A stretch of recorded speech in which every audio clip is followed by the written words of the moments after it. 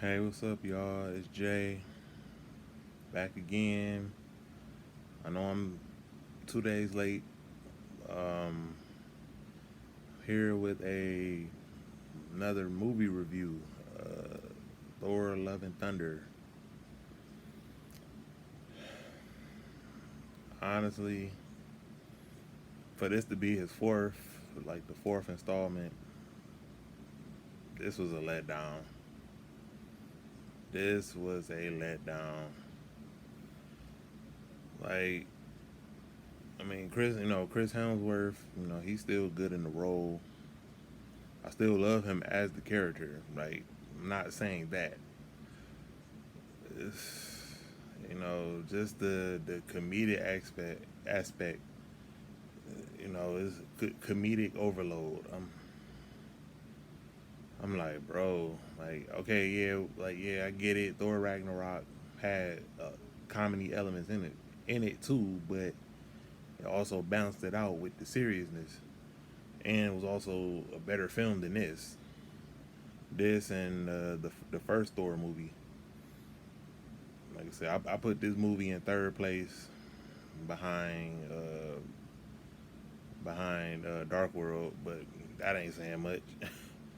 But anyway, um,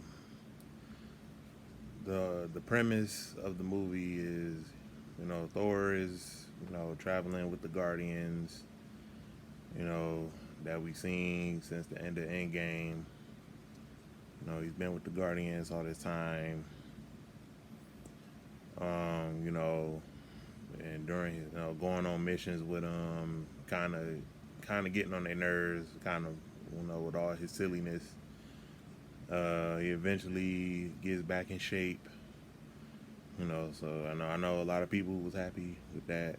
That didn't include myself because I didn't really like seeing Fat Thor. I wasn't really fond of that.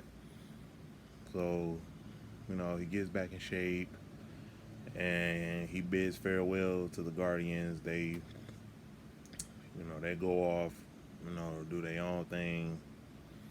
And then Thor is approached by Valkyrie, um, to return back to New Asgard, which is on Earth. Um, you know,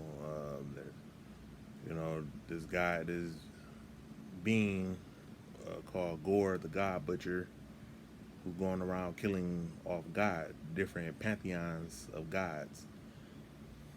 So they go back to Earth, and during a battle, um, Thor is in the middle of fighting, and he sees Mjolnir, his former weapon, that was destroyed in the Ragnarok. So he sees it, and he's like, "Wait, how is this possible?" So he tries to reach out for it, and it doesn't respond to his command. And it later goes back to the new wielder, which is Mighty Thor slash for the comic book fans, Jane Foster. So Natalie Portman is back in this. So Thor is shocked to see that she's behind under the helmet. I mean, like, this is my ex girlfriend. Like I haven't seen you in 8 years. Blah blah blah. And how is Mjolnir back? So we get a backstory that she's actually dying. She actually has stage 4 cancer, breast cancer. Um, she goes to New Asgard to try to use their magic to help cure her cancer. And she goes to the area where Mjolnir's broken fragments are placed, and she touches it, and is also getting into thunder, and it begins to forge, like the hammer reforges itself. And when she picks it up, she becomes Mighty Thor, just like in the books. With so they going to They go to New Olympus to enlist the help of Zeus, played by Russell Crowe, and they have a bunch of other gods there, different pantheons, and Thor is trying to warn them, like, hey, Gore the God Butcher, he's on the loose, he's slaughtering other gods, and we need your help, we need your weapon. And Zeus being arrogant, he was like, no, I don't care what the issue is, I'm not helping. So they get into a little brief scuffle. Thor ends up injuring Zeus and taking his weapon, and Gore abducts the children of Asgard, and he also takes Thor's Stormbreaker. He takes Stormbreaker from Thor to open a Bifrost portal to seek out Eternia.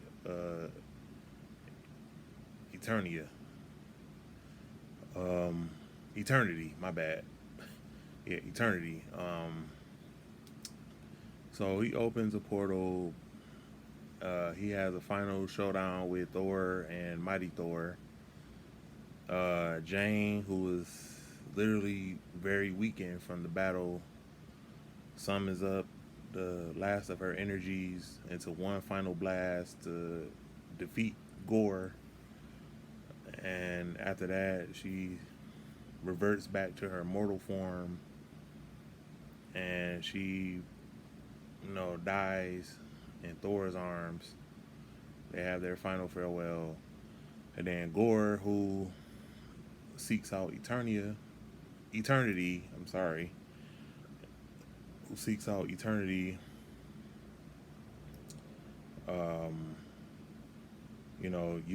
makes a wish. His original wish we thought was he was going to eliminate all the gods. And he said, no, I'm going to use it to wish my daughter back. So he wishes his daughter back. And we later find out that he's also beginning to die himself from overusing the necroblade that he uses to kill gods. The weapon is beginning to consume him and slowly take his life force.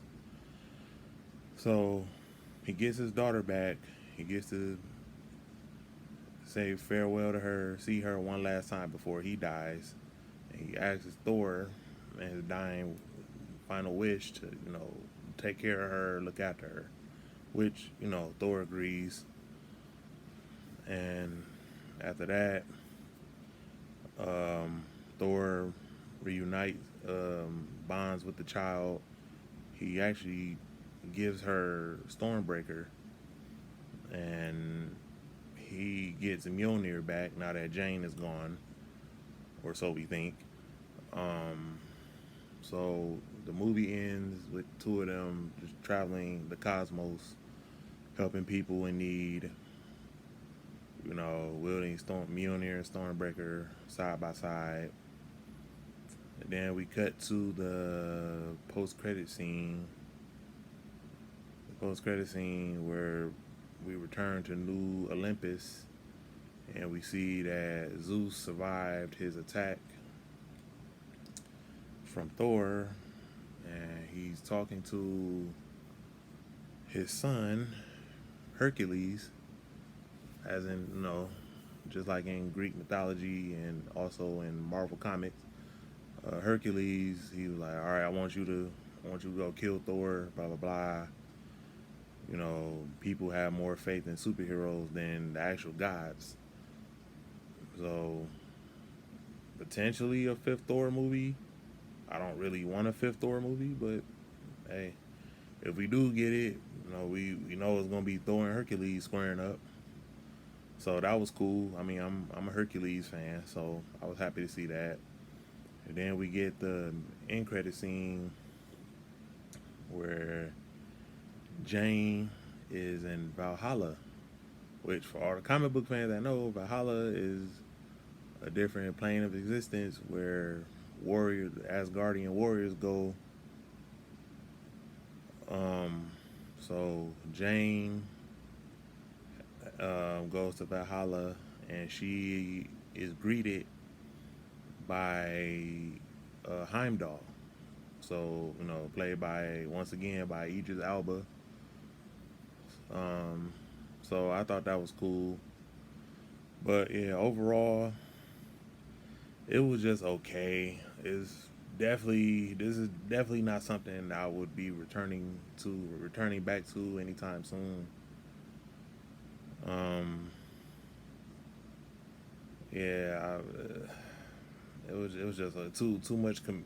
Like the movie was too short. Like less than 2 hours.